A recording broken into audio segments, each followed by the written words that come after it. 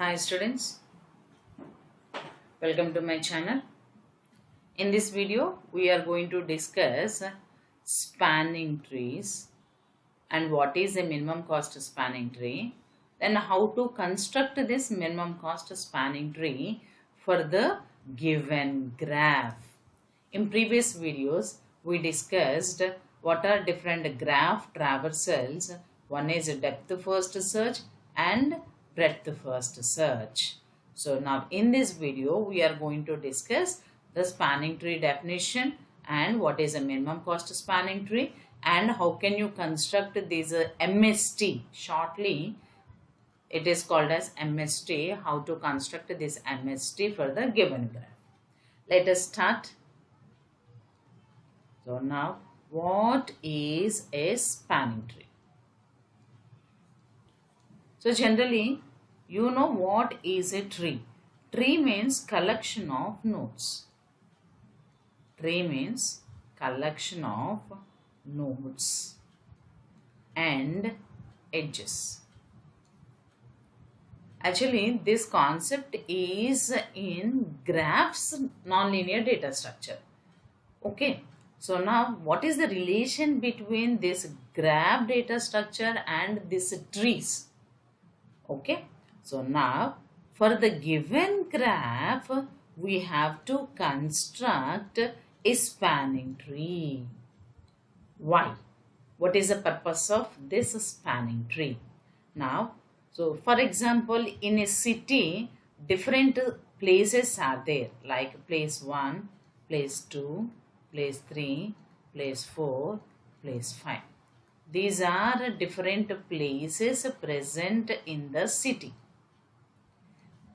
From one place to another place, some connections, some paths will be there. That means P1 to P4 you can go like this, or you can go to place 2 and then from place 2 to place 4 you can go, from place 3 to place 5 you can go. So, or then like this. That means, for example, you want to go to place 4. Then, so you want to go to place 4 means you can go like a P1, P2, P4, or directly P1 to P4, or you can go like a P1, P3, P5, and then P4. Like that, from one place to another place. One place to another place you want to travel. Okay. So now the concept here it is, some consider weight here, weighted graph. Why? Because here we are considering the weights. Weights here it is nothing but some distance. Okay. Suppose here it is 3 kilometers distance, here it is 5 kilometers, here it is 4 kilometers, here it is 7 kilometers, here it is 6 kilometers. For example, here it is 1 kilometer. Now, in these 5 places, I have to visit all 5 places. I want to visit all 5 places. That means you can visit like this, P1, then you can visit P2, then you can visit P4, you can visit P5, you can visit P3. So in this way you can visit all the places. Okay.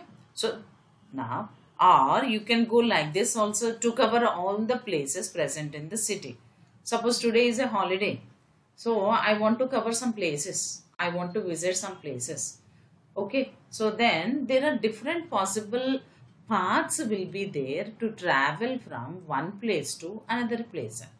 So in that situation, so P1, then you can go to place 3, then you can go to place 5, and then you can go to place 4, you can go to place 2. That means P1 to P3, P3 to P5, P5 to P4, P4 to P2. Like that also you are traveling. See, totally 5 places are there. I have to cover all the 5 places. Okay. So like that, or you can take another path also like that. So here just I have mentioned 2 possible paths are there to travel from one place to another place. Okay, so like that you can have more than one, more than two. Okay, how many you will have, that I will tell you later. Okay, so now suppose if you observe this one, so now here it is not forming a cycle. If you observe the difference between a tree and a graph, here it is not forming a cycle, no cycles. That means acyclic.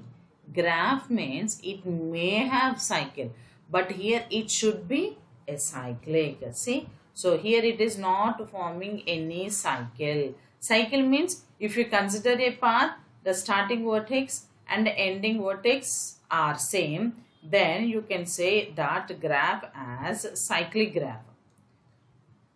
That means if I represented like this, P3 again I am going like this. Then what happened? P1 to P2, P2 to P4, P4 to P5, P5 to P3 and then P1. See, it is forming a cycle. So then it is a cyclic graph. Suppose here also, if I add this edge, already the graph consisting of this edge, 5 from P1 to P4. So now, suppose this is the graph. So now I used this path. Okay, then again it is forming a cycle if you observe P1, P3, P5, P4 and then P1, P1 to P2. But what happened here? Here it is forming a cycle. See, here it is forming a cycle. So it is again cyclic graph. So, but now here we visited all the vertices, but it is not forming a cycle. But it is not forming a cycle. So this here it is called as a spanning tree. It is called as a spanning tree. So that means finally a spanning tree is a tree which has to fall for a given graph G. For a given graph G, set of vertices and set of edges for a given graph G, you can construct the tree, that too a spanning tree. Then what are the properties of a spanning tree? So in the tree we will call them as nodes, in the graph we will call them as vertices. Okay, so now, so what are the properties of spanning tree?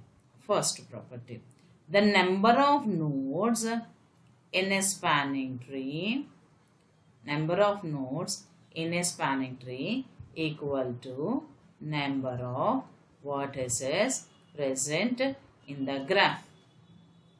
Number of nodes in the spanning tree equal to number of vertices present in the graph. Second property, cover all the vertices present in the graph.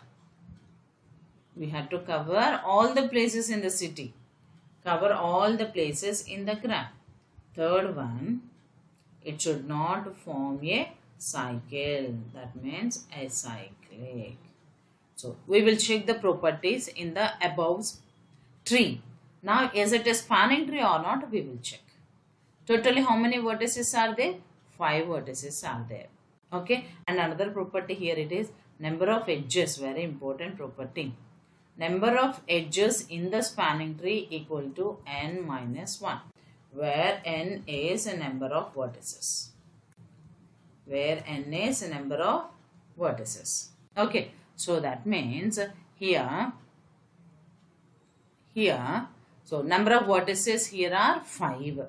Okay, so now how many number of edges are there? 1, 2, 3, 4.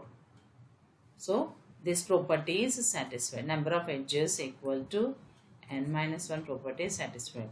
It is not forming a cycle, that already we discussed. It is not forming a cycle. Next, it covers all the vertices. See, you are visiting all the vertices. Visit, cover, which means visit all the vertices. And number of nodes equal to number of vertices. See how many number of nodes are there in the spanning tree? In a tree, so 5 here, number of vertices 5, both are same. So now both are equal. So this property, a tree satisfies these properties, then that tree is called as a spanning tree. A tree is said to be a spanning tree if it is satisfying the following properties. So number of vertices, number of nodes in a spanning tree equal to number of vertices. It has to visit all the vertices present in the graph, and it should not form a cycle, and number of edges equal to n minus 1. So this is a spanning tree. In the next video, we will discuss what is this minimum cost spanning tree and what are different types of algorithms to construct a minimum cost spanning tree. Okay. Hope you understand this spanning tree concept. If you like the video, please share with your friends and subscribe the channel. Thank you, students. Have a great day. Bye.